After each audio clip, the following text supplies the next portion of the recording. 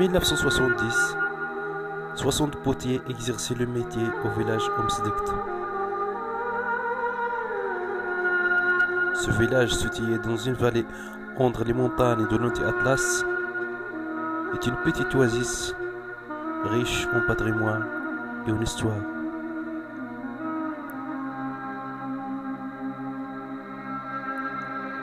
Pendant les années 70, la production des tuiles est très courante. Cette ancienne maison couverte de tuiles afin de permettre à l'eau de pluie de ne pas tomber sur les murs.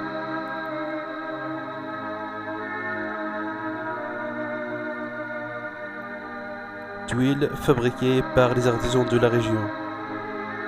Mais aujourd'hui, M. Ahmed Benjem est le dernier potier du village.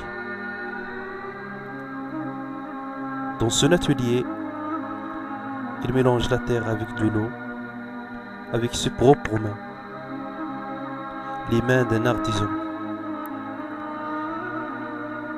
Il prend la pâte entre ses mains comme un bébé. Il a aplati sa barbotine, puis il la met sur le meule et commence à fabriquer des objets extraordinaires. Ici, fabrication du tagine,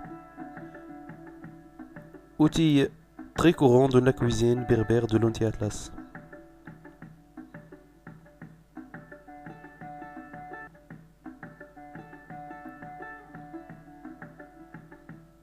Parmi ces outils, le tour qui fait tourner l'objet en 3 dimensions. Ainsi, il fabrique deux différents objets, comme ici la qasriya. Le four est un simple cylindre en 2 étages. 2 étages séparés par une dalle de terre, constituée par plusieurs trous.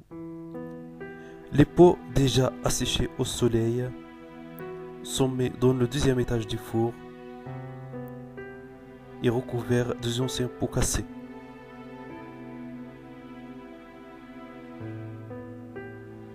Cette opération durera 12 heures et les objets sont cuits à une température qui dépasse 1200 degrés Celsius.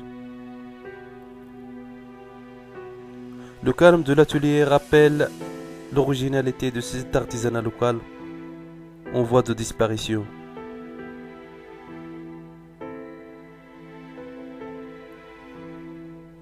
Ces objets non émaillés constituent la large gamme de l'artisan.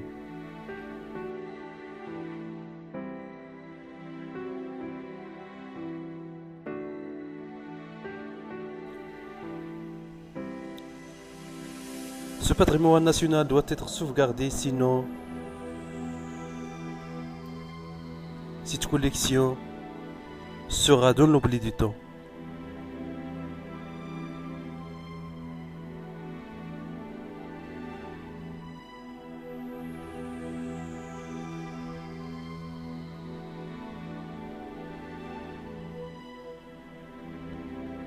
L'artisan quittera son atelier éternellement.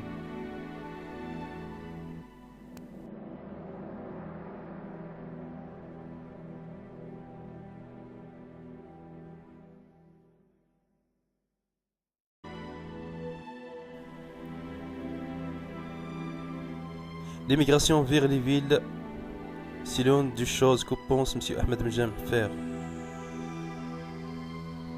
C'est la même histoire qui s'est passée au village Emerzag il y a 2 siècles. Quand les artisans ont quitté le village, sa détérioration a commencé. Aujourd'hui, le village déserté témoigne encore sur la gloire d'une poterie primitive dans la zone d'Iduska.